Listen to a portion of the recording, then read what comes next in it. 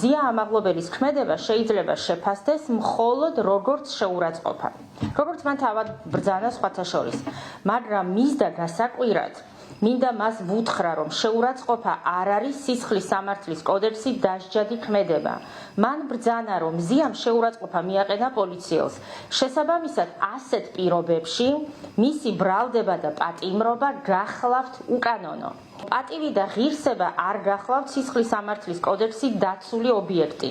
არამედ პატივის და ღირსების დაცვა ცივილიზებულ მსოფლიოში ხდება სამოქალაქო სამართალწარმოების წესით, რაც არ უნდა უცნაური იყოს ჩვენს ქვეყანაშიც დღემდე სამოქალაქო სამართალწარმოების წესით ხდება პატივის და ღირსების დაცვა და არა სისხლის სამართლის წესით, ისე როგორც ეს მზია ამაღლობელის საქმეზე გადაწყვიტეს შესაბამისმა ორგანოებმა. დიახ, პოლიციელის შეურაცხყოფა არ ისჯება სისხლის სამართლის წესით და კერძოდ კი მზიასთვის ინკრიმინირებული მუხლით, არამედ შესაძლებელია წარმოადგენდეს მხოლოდ ადმინისტრაციულ სამართალდარღვევას, ისიც გარკვეული კრიტერიუმების დაკმაყოფილებისა და მტკიცების ტვირთის სათანადოდ გაწევის პირობებში. მზიას ბრალდების ფორმულირებაში არსად წერია, რომ ის მოქმედებდა ვინმეს დავალებით ან დაკვეთით.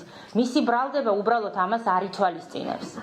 მზია ამაღლობელი ბრალდების დადგენილების თანახმად მოქმედებდა პირადი მოტივებით ბატონი დრებუაძისადმი. თუ კი ბატონ კობახიძეს აქვს პრეტენზია, რომ მან სიმართლე გაახმოვანა ეთერში და მან ამ საქმეზე იცის იმაზე მეტი, ვიდრე ეს იციან ამ საქმის გამომძიებლებმა ან პროკურორებმა, მოვუწოდებ მიმართოს გამოძიების ორგანოს და მისცეს განმარტება, თუ რა იცის ამ დავალების შესახებ და კონკრეტულად რა დავალება მიიღო მზია ამაღლობელმა, ვისგან მიიღო ეს დავალება და რას შეეხებოდა ეს დავალება.